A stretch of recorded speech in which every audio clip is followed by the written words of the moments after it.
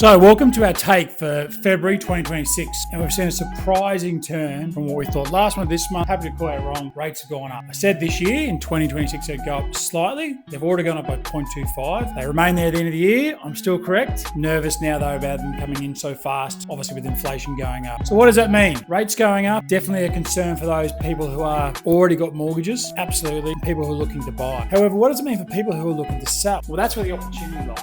We can see historically of the last 30 years data that says every time rates go up, the conscious, well, actually outside of the data, most people assume prices are going to come down. But actually we always have seen, apart from like one time. Now why is that? I think psychologically wise, it's an element of they've gone up a little bit, they may go up more, let's try and get in as fast as we can before those rates have gone up 1-2%. Now that's historical, who knows what's going to happen, but that's where some opportunity lies. Now when you come into Sydney, we see a lot of people who are living in Sydney, they're born and bred here, and we see a lot of international travellers always wanting to call Sydney their home, whether they're migrated here or they're looking at it from over the shores. What does that mean? It means the pricing in Sydney is always, and has always been, typically robust. Will it be forever? Don't know. But if that being the case, with that interest, there are people who want to stay here, and they, kids, they're having kids themselves, their parents are helping out, they usually find a way. Now, anecdotally, or even from the data, 2-bedroom apartments that were getting sold in the inner west for $800,000 3-4 years ago are now getting sold for about $1 million.